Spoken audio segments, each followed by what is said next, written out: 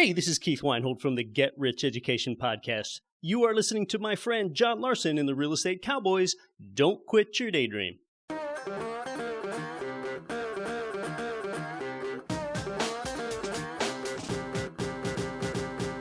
Have you thought about becoming financially free through real estate investing, but don't have the time or knowledge to get started? Welcome to the Real Estate Cowboys podcast. Each week, we discuss passive income investment opportunities in the red-hot Texas market. John Larson and the Real Estate Cowboys will show you how to leverage their team to build wealth in real estate through passive investment opportunities. And now, here's John. Hello, everyone, and welcome to another episode of the Real Estate Cowboys. This is John Larson, your host. This week, we have another investor spotlight or investor success story, as I like to call it as well. We have a young man by the name of Antoine Martel coming on the show. Some of you may have heard of him. He's coming up in the ranks out here in the turnkey rental industry. I was really impressed by his story. He's only 23 years old, this young man, and he's been investing in real estate since he was 19. And so his amazing story is coming up here shortly. You know, we had a good conversation kind of offline before the interview, and he was telling me about how he got into the business, and he's also going to talk about that on his interview here coming up. You know, he got a little bit of help from his dad financially to get started, but he's been taking advantage of the BRRRR strategy. So he's buying properties, renovating them, renting them out, and then refinancing them. And now he's even created a turnkey company called Martel Turnkey, where he's now selling investors his own properties that he's been producing in 4 markets in America. He's currently in Memphis, Cleveland, Birmingham, Alabama, and St. Louis. So solid cash flow markets. I myself still actively invest in St. Louis, so I can see why he's in some of these cities. Affordable property prices, low property taxes, so on and so forth, which that makes the numbers look good, especially in today's market, which is tough, as we talk about on the show quite often with the rising interest rates and rising prices. But we are starting to see the prices come down a little bit, like I expected. I've been talking about this for months, that we are headed into a market correction, and I believe we are definitely in one right now. You're already starting to see days on market increasing across the country, and you are seeing price reductions daily. That's even happening in some areas here in Dallas, an area where 400 people move a day to DFW. You're still seeing pricing cooling in a lot of areas here in Dallas as well. It can only run hot like that for so long. This was the longest recovery that the U.S. has ever experienced. And, you know, now it's getting to a point, and it got to a point this past summer where the average person couldn't afford to live in, you know, these middle-class neighborhoods because the prices have ran so high. And now the interest rate's going up. Last I heard, investor loans, if you're putting 20% down, you're at about 6% now. You know, that's still not high. I mean, we talked about this before. I've had Graham Parham from Highlands Mortgage on the show a couple times. And, you know, historically, anything below 7 is still a good rate. And so not saying it's a bad time to buy. And me and Antoine are going to have a conversation about that as well on the show. But yes, rates have gone up, which is compressing the cap rates. So the rate of return on cash flow is not as high as it once was. But there's still other reasons to invest in real estate, and we'll kind of go over those again today. But Antoine lives in California. He's actually from LA. So, you know, he talks about, and we talked about how obviously there's really no good rental property opportunities in the major metros of California. Prices are too high. California in general just is not a very good landlord-friendly state. And so that's why Antoine, like many other investors in California, have looked to other areas across the country to invest and to build rental portfolios. So really impressed by what Antoine had to say when I spoke with him. And another staggering thing that he told me is he's done 40 flips out of state. You know how hard it is to do flips out of state, to manage teams out of state where you're not keeping your eyes on the properties, you know, every day. I mean, when I do flips here in my own backyard, retail flips, I'm at the property at least 3 times a week. And so he's done 40 flips out of state in 4 different markets at 23 years old. It's just, that's amazing. But, you know, Antoine's very passionate about educating investors on building rental portfolios to achieve financial freedom. And he says on a daily basis, that's what he does. He helps investors grow rental portfolios. And he's now started to sell homes from his very own portfolio.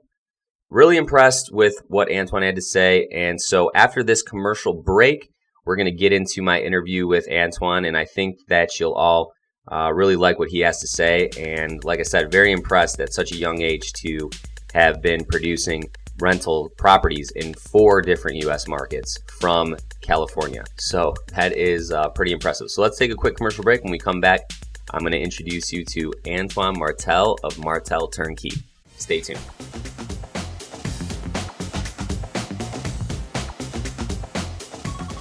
Did you know there are 6 different ways real estate pays investors? Are you interested in getting started with real estate investing but just don't know how? Investing in real estate can be challenging, especially if you don't have the time, experience, or resources to do so. At American Real Estate Investments, they do all the hard work for you.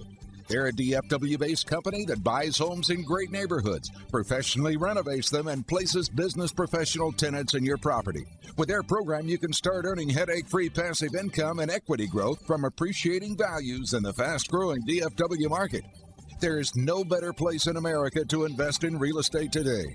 To learn more about how their investors are earning up to 100% returns or greater with their program, give them a call at 888-323-AREI or visit their website at areiusa.com. That's 888-323-AREI or areiusa.com.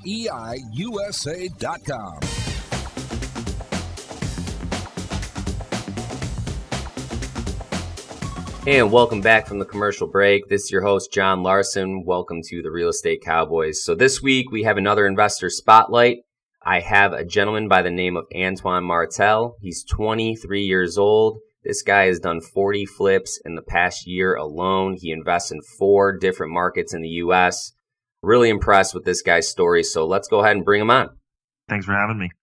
So from time to time, I just like to do, these investor spotlights or investor success stories. You're only 23 years old, and I'm just blown away at how much success you've already had in real estate. So number one, I'm sure that my listeners are going to want to know a little bit more about you and what made you get involved in real estate? What made you decide to take that path? So can you kind of elaborate on that a little bit?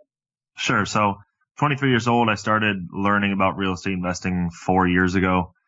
Me, my dad, and my brother actually took like a real estate seminar over a weekend. They taught us how to flip houses, how to place offers, how to analyze deals. We kind of took that confidence that we had built up in that one weekend and started looking at deals in the Bay Area. That's where we were at the time. Now I live in Los Angeles. And we had originally wanted to just start flipping houses in the Bay Area or LA. And we started placing all these offers. And after about 3 months of placing 60 offers, we realized that we didn't have enough money in the bank and there was way too much competition for us. We had 40 grand in the bank and everybody else we were competing with had $1 million or $2 million. It just didn't make much sense.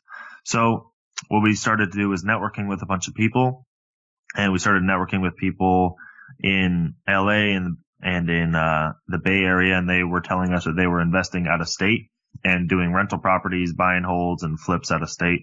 So that's kind of where we started looking out of state. And I was at college at the time when I was kind of learning about real estate investing and stuff like that. So my last year at university, I realized that I didn't want to get a job. I wanted to run my own company and I wanted to do something in real estate.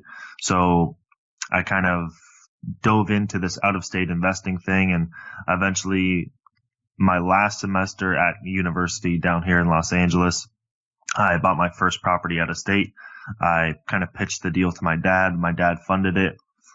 We bought the property, rehabbed it, rented it out, did a cash out refinance. And then after graduation, I kind of went to my dad and I was like, hey, I can keep doing this strategy and I can help, you and mom kind of retire with this BRRRR strategy that I'm doing and help you guys grow a portfolio out of state. And then kind of one thing led to another. And, a couple months after graduation, I had 5 projects going on and was doing it full time. Nice. Good story. It's kind of like mine as well. My family helped me get started in real estate. My family was big and always been big in real estate, but you said a lot of things that jumped out to me that I'm a big believer in too. And number one, this is a networking business. 100%. Oh, yeah. So anybody listening to the show today that's looking to get started, building a network is number one, or, finding a team that you can trust that can help you reach your goals, right? Maybe you have the capital, but you don't have the knowledge. Finding the right people that do have the knowledge and access to the deals, that's like fitting the puzzle piece together. Another thing that you brought up is, so you're in California, and obviously it made more sense to invest out of state, because I know the prices in California have skyrocketed, and California in general isn't the most landlord friendly state. I think that you would agree with that, correct? Yep. And so, which is why many of my investors and many of my clients come from the Bay Area or from Los Angeles or San Diego, because the prices out there it just doesn't make sense for a cash flowing property. And then dealing with the tenant friendly laws, being a landlord isn't the most ideal position you want to be in either in California. And then one thing that I heard, so you mentioned the BRRRR strategy. I'm familiar with that, but my listeners who are not familiar with that, can you just explain that really quick? Sure. So BRRRR strategy, again, is a strategy where it stands for buy, rehab, rent, refinance, repeat. And it pretty much is a strategy to grow your rental property portfolio without having much money in the bank and without leaving much money in each deal. So let's say you buy a house for $30,000, all cash, rehab it for $20,000, and then you find a tenant, put property management in place, and then once all that's said and done, the property's worth $70,000. Now you can go to a bank, get a loan on that $70,000, and they're going to give you $48,000 or $50,000 in terms of the loan, because they're going to give you a loan at 80% loan to value, I hope. And then you can take all that cash out. So now when it's all said and done, you have a loan on that property for $50,000. You have your $50,000 back in your bank account, and you can restart and just go at it again. And it's a way to build a rental property portfolio without having much money in the bank. And it is a lot of work, and there is some risk with the appraisal coming back at the price you want, with property management and all the contractors. But if you can find the right people and do it the right way, it's a great way to grow a rental property portfolio with very little money. Absolutely. And one of the main reasons I'm a big advocate about this when I talk about building rental portfolios with single family homes on my show. I mean, the main reason to do it is the finance that's available to you, right? Oh yeah. So a lot of people, they'll ask me, John, is it still a good time to buy? And my answer is, hey, as long as rates are below 7% and banks are still willing to give you 80% of value, of course it's a great time to buy. Mm-hmm. Yeah. And for me, and so my answer is very similar to that. The other thing that I would add to that is that, I invest in a lot of C-class neighborhoods. So you can look at the charts. I would go and look it up to everybody listening. Look at the last 30 years, the average rental rates in America, and you'll see that they start at $300-400 and they go all the way up to $900, and it's just been a straight line upwards. Mm-hmm. Even at the times of recession or depression, the U.S. economy, the rental rates have either stayed the same or they've actually bumped up. Right. And that's why I choose C-class, and why I kind of stay away from the B+ or the A class, because, my rental rates are anywhere from $700, $800, $900. And if the economy does collapse and people lose their jobs, people are going to lose their jobs in the much higher market sense. So they're going to lose their B class jobs or A class jobs, and they may have to go back down and get a blue collar job to support their lifestyle. But they're going to move out of that $2,000 a month condo and come and rent out one of my houses for $700-800 while the economy picks itself back up again. Yeah, that's a good way of looking at things. I have a little bit of a different view just because of the markets that I'm in. I really like to go after the markets that have very diverse economies and growing populations. So that's why we're here in Dallas. That's why the show is Real Estate Cowboys. I really like to pump up, the Texas market just because it is such a diverse economy. I am from Detroit though, so I'm used to, C-class properties. I've produced C-class properties. I've had some good experiences. I've had some bad experiences. But all in all, hey, it really just comes down to your goals. And oh yeah, if you're looking for cash flow, and I say this a lot, we talk a lot about property management on the show, Antoine. Yep. And, if you have C-class homes, if you got a good property manager, they should work pretty well for you. And I'm a firm believer in what you're saying with job loss and things like that, and having to move out of that B+ property and maybe downgrade for a period while the economy's, in recovery. Yeah. But yeah, great points. And then like you said about the rental rates, hey, when interest rates go up like they are right now, and if there is job loss and layoffs, I've heard some news coming out of Michigan that, Ford is looking to lay off some people, GM. You see that just more and more people now need to rent, right? If they can't get a loan to buy a home, or if they lose their home due to foreclosure, what is their option? Their only option is to rent a property. So that is why you see the rental rates hold strong during a recession, or actually go up, right? Yeah, occupancy actually increases during the time of a recession. Exactly. Yeah. So all good points there. So my next question would be, what do you like best about real estate investing? I think you gave a couple points here that we could go off, but what would be your number one reason on why you like to invest in real estate? For me, it's about the cash flow and the opportunity of the financial freedom aspect. There's really no other real estate. I mean, there's really no other investment that can provide that much cash flow and that much financial freedom out there. The other big thing would be the financial leverage. I mean, sure, you can buy a bunch of stocks and you can receive dividends from those stocks, and you can call that cash flow if you want to, but then the aspect is where the real estate beats out the stock market, in my opinion, is the financial leverage, where I can buy $1 million asset for $250,000, whereas the stock market, if you have $250,000, you can only buy an asset of, $250,000. There's no leverage that you can use to create that equity that you can build over time. Exactly. And there's no way to hedge against inflation either. Yep. Historically, The stock market's paid people 5% over, each year. And in a healthy economy like we've been in, obviously the buying power of the dollar diminishes over those years. So if inflation's at 2%, which I would say is conservative, and you made 5%, what are you actually making? 3%, right? So, exactly. There's a lot of ways to look at it. And yeah, all the things that you just mentioned are all the same reasons why I prefer to invest in real estate as well. And the number one thing would be the power of the leverage. And so another thing I like to ask all investors that come on the show, we all know with real estate, things can go wrong, right? There's a lot of variables that can factor into an investment looking like it was going to be great on paper, and then in all actuality, it ended up not working out. Rehab budgets can be more expensive than you thought, right? You start a rehab project and you discover some unforeseen things that pop up. It's happened to me many of times. Or, what I'm experiencing right now is there is a bit of a market correction going on. Interest rates have been going up. The Fed is trying to cool the buying pattern that we've been seeing here over the past 8 years. This is the longest recovery that we've ever been in the history of America. Yeah. So, you could just tell that property values in some of these neighborhoods across the U.S. were just getting too expensive to where the everyday person couldn't afford to live there. And I know you're experiencing that in California specifically. Yeah. What would you say? Can you give us an example of a time that an investment maybe didn't go as planned, and then maybe an example of how you were able to turn it around, if you were able to turn it around? Sure.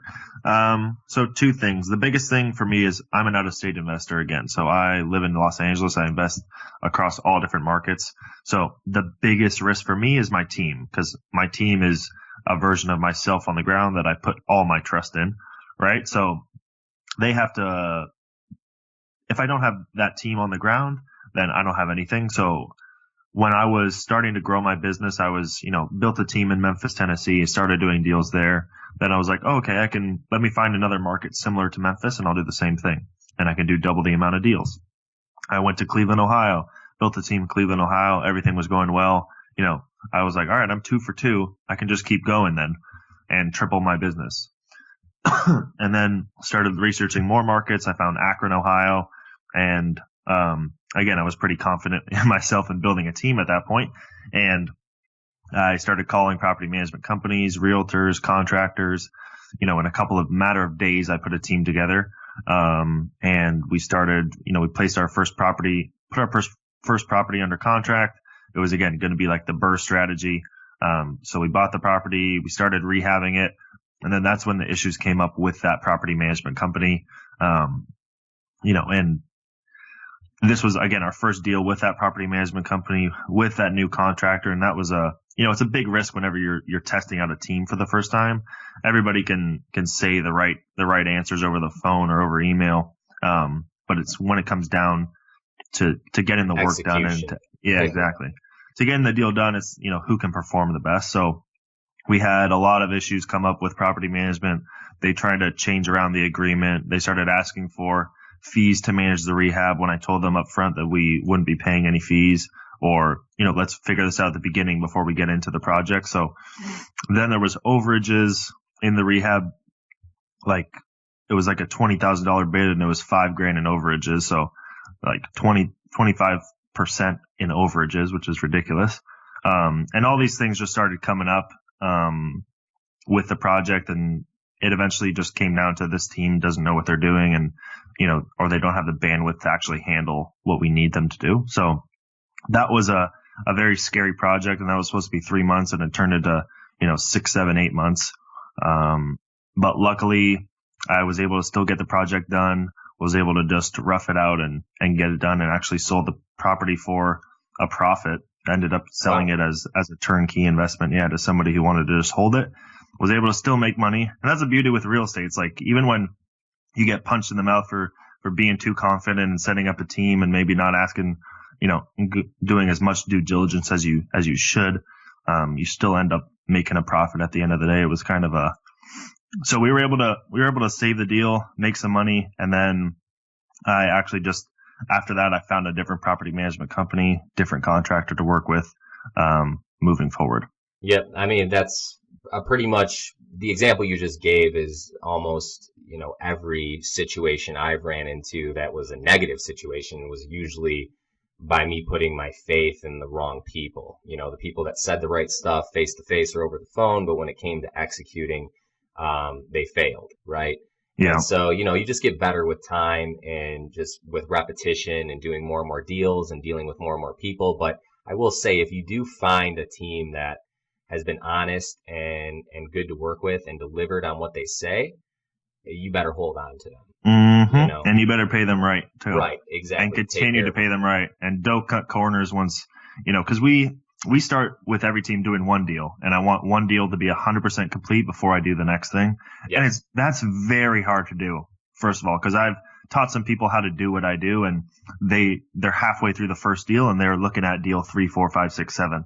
And I'm like, you don't know what's going to happen at the end of this deal. They may just be putting on a good show the first couple of weeks, but you want to see them finish it out and get it done right. So I always say you want to get that first project 100% complete, and 100% meaning either do the cash out refinance and get your money back out and then go and do it again, or sell that property, if you're doing a flip or something like that. But test that team, all the way through the first project, and then just double it. So now do 2 projects. Yeah. Then once those 2 are done, then do 4 projects and slowly grow with the team. And because there's going to be growing pains. I mean, I'm doing, 10 deals a month in Memphis, and we started off same way, just doing one deal. And, now we're starting to see the growing pains and things are starting to not move as fast. And, that's fine. I expect that to happen. But if you take it one step at a time, then you could put the right people in place. Those growing pains, be a little bit easier to handle. Yeah.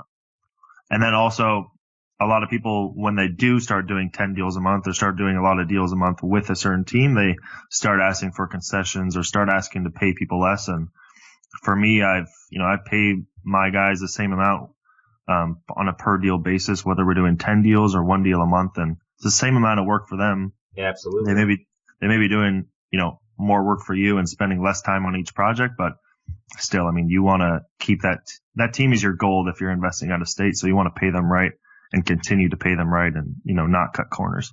No, I 100% agree with you there. And you actually brought up a pretty good point too.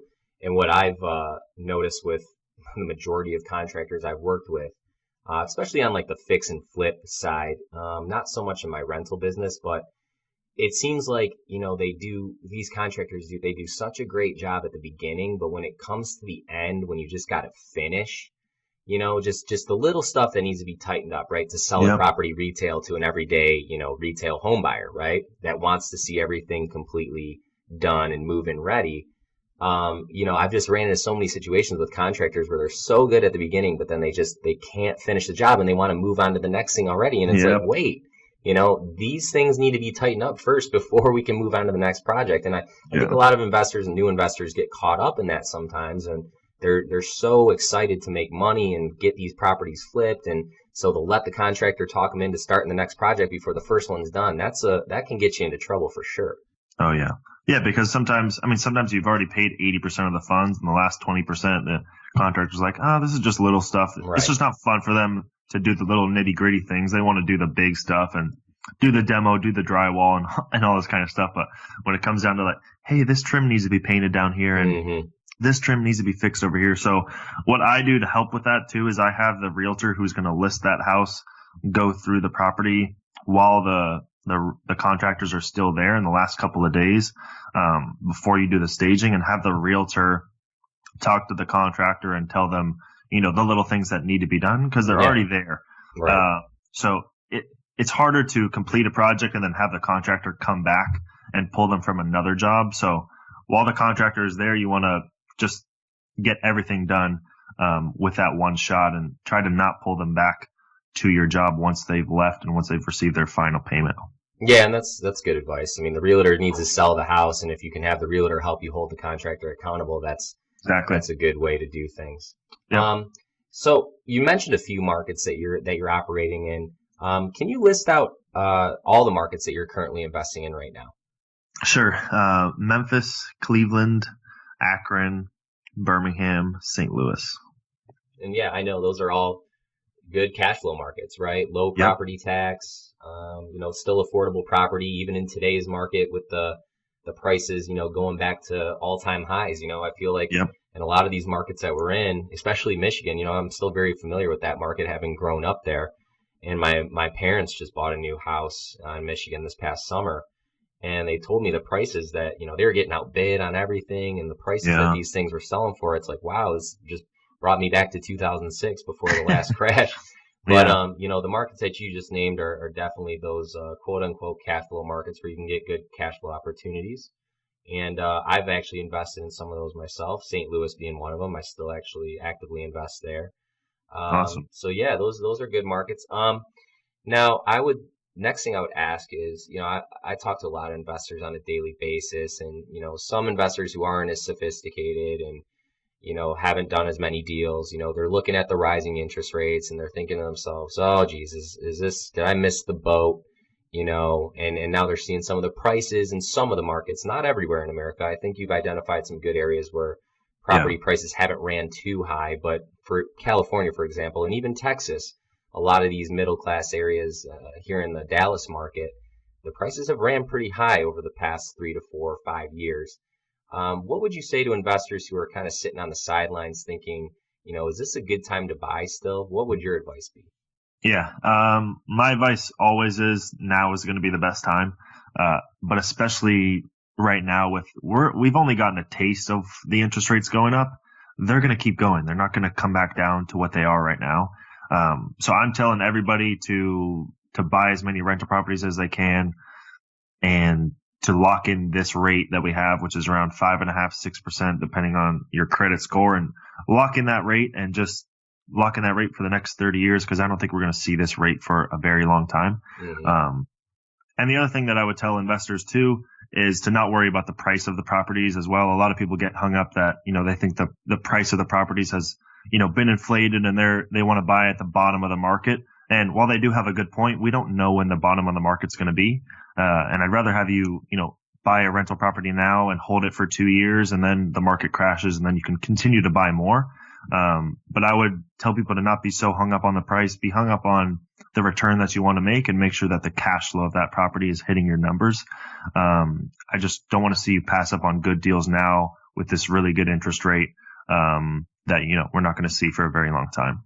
Exactly. And, all my lender friends have told me, and these are guys that have been in the business for a long time, they said, John, anything under 7% is still a good rate, so I know we're getting to the point where it's 6%, but, I would just say to the listeners out there, I know it's going to affect the numbers a little bit on paper in terms of the cash flow that you can make off the property, but when you leverage these homes, and Antoine, I talk about this a lot on my show, there's up to 6 ways that properties can pay you. It's not just from the cash flow. You leverage, we just talked about inflation hedging, locking in a rate at 30 years fixed, right? Now, what if rates go up to 7, 8, 9% and they hold there for a while? You're going to be looking at it like, wow, I got a deal. Yep. at my 5.5 or 6% rate, right? So we don't know if rates are going to go back down to where they were below 4%. I mean, it's just, you don't know if that's going to happen. Anything under 7 is still a good deal. And keep in mind, it's not just the cash flow. I know the cash flow is great, but like you said too, if your property appreciates in value, you're all into a house for $50,000 and it goes up to $75,000. There's $25,000 of equity sitting there. You refinance that property, or if you do decide to sell it and make that equity tangible, look at what your 50% return just on the appreciation of the property. So, and don't forget that the tenant is paying down your principal balance. They're paying down your loan, not you. Exactly. So there's a lot of ways that real estate can pay you. And I think sometimes investors get way too caught up on the price and way too caught up on the interest rate, when in actuality, like we said, there's no other investment options out there where they're going to give you 80% of value. Banks are going to give you 80% of value. So, I would just caution everybody to not panic. And so lastly, I would ask, you're only 23. It seems like you've been doing some great stuff so far. You've built an operation in multiple cities across America. So that's really impressive. Thank you. What are your plans for the future, Antoine? Sure. So, keep the business going. I mean, single families, duplexes, quads, what I've been doing in all these markets, they're still amazing investments. They're so easy to get into. There's a plethora of these properties. Every single day there's new deals in all these markets that are coming up. So it's an easy point of entry to get into real estate investing. And that's why I'm still doing a ton of these deals. They provide an amazing return, 10, 12% for B class, and then 15, 16, 17, 18 for C class properties. And so it's still an amazing return, even with the interest rates being up a tiny bit and with prices being up a little bit. For me, for the long term, I'm moving into more of a apartment building. So I have my first apartment building under contract right now, actually set to close at the end of the month. That's a 20-unit apartment building. Hopefully that's a value add property. So we're going to buy it. Same thing with the BRRRR strategy, right? So I'm buying the property with bank financing, going to put 25% down. We're going to go in, buy it, rehab it, rent it out at market rents, and then do a cash out refinance, pull all our money out in a year or two, and do it all over again. So it's the same exact strategy that, we've been doing with the single families and duplexes, just with a couple of zeros after the numbers. So that's what I'm moving into, and just taking the same strategy with my same teams and doing bigger deals. I'm doing a 20 unit now, but next year I'd like to do a 50 unit or 100 unit and maybe get into syndication and putting deals together that way. This deal I'm actually funding with all my own cash. I like to do the first deal in a new space with my own money before I put other people's money at risk. So this deal is going to be all funded by myself, and I want to test it out. And I know there's going to be issues and challenges along the way. So I want to bang those out with my own money and not put other people's money at risk. And then later on, when I do some bigger deals, I'm going to probably look into syndicating those, and because I'll have the experience and knowledge of the multifamily side. Yeah, you're on the right path. I'm 32 now, and I kind of went down that exact same path. Single family homes are a great way to get your feet wet, to learn about the real estate industry. They're easy to acquire, right? You get great financing terms. Once you feel comfortable with those, multifamily is definitely the next step. And I'm at that point right now where we're offering syndication opportunities at my companies here in Dallas. And so it sounds to me like you're on the right path, man. Thank you. The last thing I'd say is, I'm all about promoting other people's business. This show is purely educational. So if some of my listeners wanted to reach out to you for any advice or any possible investment opportunities, what's the best way to get in touch with you? Absolutely. Yeah. Thanks for doing the plug. So I post a lot of content on my Instagram, so you can go follow me there. It's Martel Antoine, Martel, Antoine, Antoine. You can find me there. My email address is there. You can shoot me a DM. I reply to everybody. And also the link to my website is there. So that's probably the best place to go and find out everything you need to know about me.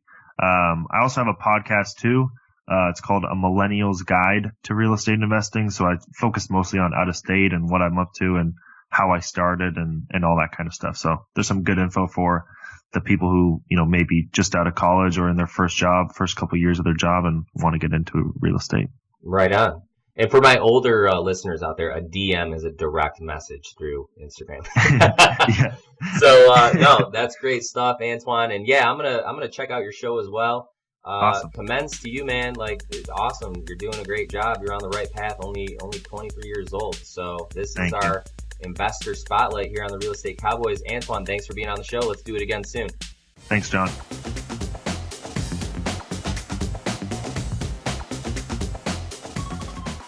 Looking to complete a 1031 tax-deferred exchange and are needing financing for your replacement properties? Let Graham Parham at Highlands Residential Mortgage guide you through the process and make your 1031 exchange go smoothly and on time. As a seasoned investor, Graham owns several investment properties himself, and he can share with you the best way to plan your exchange. Graduate into a better property or properties and make use of leverage to obtain better cash flow and higher returns on investment. Highlands Residential Mortgage has one of the best in-house loan processes to deliver your loan on time and without any surprises. We are 1031 exchange friendly. Call Graham's toll-free direct number today at 855-326-6802 for your free mortgage consultation, or visit us online at texasinvestorloans.com. Highlands is an equal opportunity lender, NMLS 195724, located 1201 North Central Expressway, Dallas, Texas 75234. Highlands Residential Mortgage, NMLS 134871, is not a financial advisor.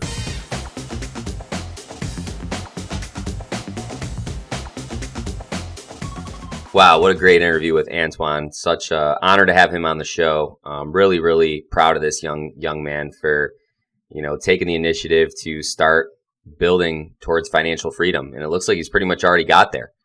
And so that's what we're all about here at the Real Estate Cowboys. I mean, this is actually I would consider a competitor of mine.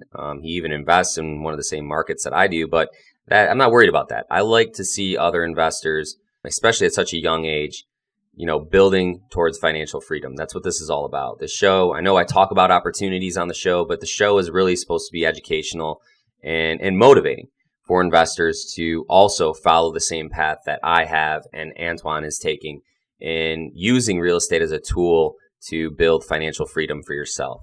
And so, we talk about this on the Real Estate Cowboys a lot. We have a lot of different options here. We also produce turnkey rental properties in 4 different U.S. markets. We also manage all those properties in-house through American Real PM, my property management company. We are also about to start raising. We are actually currently raising for another private lending opportunity here in the Dallas area. It's actually in a suburb called Carrollton, North Dallas suburb. It's a office building that we're basically same kind of concept, going to buy, renovate, and either flip back on the market to sell or refinance and hold. This office building is already cash flowing. It's already about 80 to 85% occupied. So we're just purchasing it, renovating it, bringing it up to today's standards. Last time it was updated was in 2005. So there's definitely room to modernize the building, the common areas, so on and so forth. Add in a cafe. I think cafe and deli, bring up the rent roll by sticking another tenant in there in a space that's currently not being used and hasn't been used. So we feel like we have a great opportunity here to get our investors double-digit returns for a year term by playing the bank, taking the role of the bank in a good, solid market like Dallas. So if you're interested in learning more about that opportunity, if you're interested in investing in some turnkey rentals, or if you are interested in possibly looking at what we have going on in Belize with our private islands and our vacation rental properties and vacation rental program, go to realestatecowboysdfw.com, put in your information, or go to American Real Estate Investments website, AREIUSA.com, put in your info, and a member of our team will reach out to you with information on our current opportunities that we have to help build passive income for our investors. And we have quite a few. We have 3 different programs. So if you are interested, like I said, check out our websites, or if you're just someone that wants to learn more, you can download our starter packages on turnkey rentals, private money lending, vacation rental properties in Belize. Check out my book that's been out now for a couple months, The Passive Income Guide, What's Your Return on Life? Or we also have past episodes of the Real Estate Cowboys on the realestatecowboysdfw.com website, where we talk a lot about property management. We talk a lot about how to achieve passive income through real estate, how to leverage other teams, how to pick the right market that's going to, help you with your goals. So we're in a volatile time right now. I like I said, I believe that, you know, we're in a market correction right now, and there's some markets that are going to take a larger hit than others. And so you got to be very careful about the team and the market that you're investing in. So we talk a lot about that on past episodes, a lot about that in our starter packages and welcome packages. And so if you're interested in getting started, go to our websites, areiusa.com, realestatecowboysdfw.com, put your information in. And like I said, a member of our team will reach out with these great opportunities that we have available right now. I want to thank Antoine once again for coming on the show. I'm going to have him on again in the future because I want to see where his career goes from here. It looks like he's on the right track, and I just want to stay in touch with this gentleman. So thank you for your time. Thank you for tuning in, my Real Estate Cowboys community. And always remember, what's your return on life? This is John Larson signing off. See you next week.